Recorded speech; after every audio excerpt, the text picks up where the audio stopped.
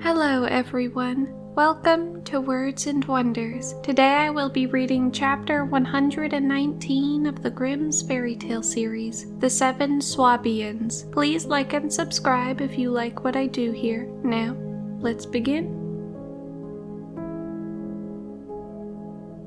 7 Swabians were once together. The first was Master Schultz, the second Jakli, the third Marley, the fourth Jürgli, the fifth Michael, the sixth Hans, the seventh Veitli. All 7 had made up their minds to travel about the world to seek adventures and perform great deeds. But in order that they might go in security and with arms in their hands, they thought it would be advisable that they should have one solitary but very strong and very long spear made for them. This spear all 7 of them took in their hands at once. In front walked the boldest and bravest, and that was Master Schultz. All the others followed in a row, and Veitli was the last. When it came to pass one day in the haymaking month, July, when they had walked a long distance, and still had a long way to go before they reached the village where they were to pass the night,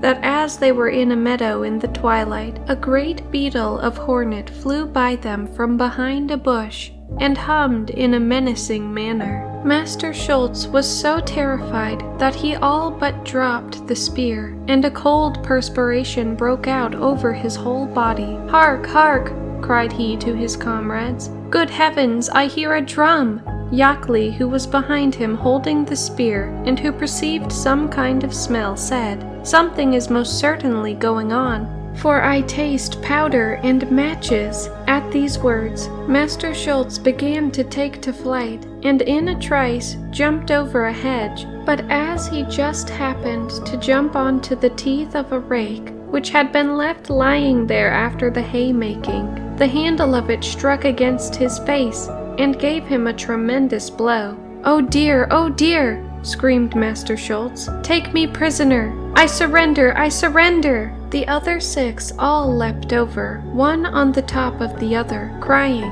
"If you surrender, I surrender too!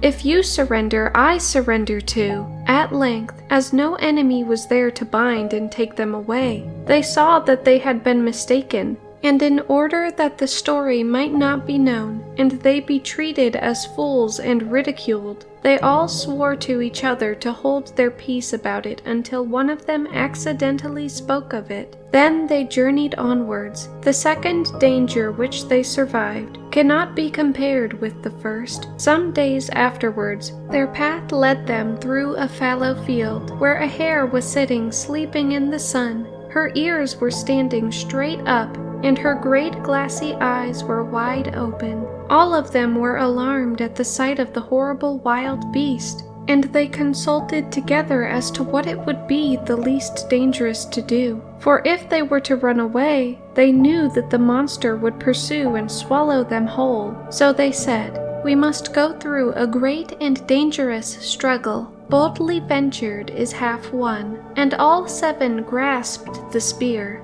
Master Schultz in front, and Veitli behind. Master Schultz was always trying to keep the spear back, but Veitli had become quite brave while behind, and wanted to dash forward, and cried, "Strike home in every Swabian's name, or else I will wish ye may be lame." But Hans knew how to meet this, and said, "Thunder and lightning, it's fine to prate, but for dragon hunting thou'rt I too late." Michael cried, "Nothing is wanting, not even a hair. Be sure the devil himself is there."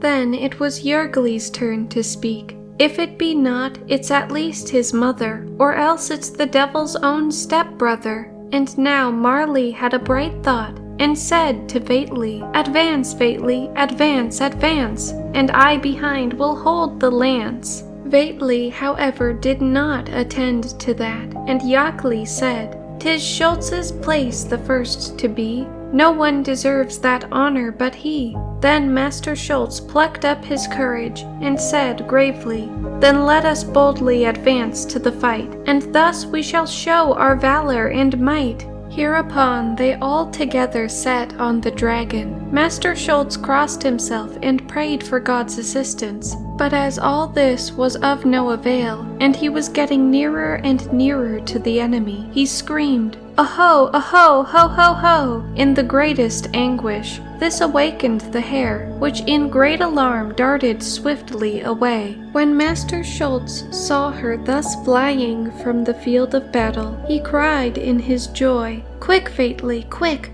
Look there, look there! The monster's nothing but a hare!" But the Swabian allies went in search of further adventures, and came to the Moselle, a mossy, quiet, deep river over which there are few bridges, and which in many places people have to cross in boats. As the 7 Swabians did not know this, they called to a man who was working on the opposite side of the river to know how people contrived to get across. The distance and their way of speaking made the man unable to understand what they wanted, and he said, "What? What?" in the way people speak in the neighborhood of Treves. Master Schultz thought he was saying, "Wade, wade through the water," and as he was the first, began to set out and went into the Moselle. It was not long before he sank in the mud, and the deep waves which drove against him, but his hat was blown on the opposite shore by the wind, and a frog sat down beside it and croaked, "What? What? What?" The other 6 on the opposite side heard that and said, "Oho, comrades, Master Schultz is calling us. If he can wade across, why cannot we?" So they all jumped into the water together in a great hurry and were drowned, and thus one frog took the lives of all 6 of them, and not one of the Swabian allies ever reached home again. Thank you guys for watching, and if you would like to hear more stories like this, feel free to like, subscribe, and comment down below. Bye bye.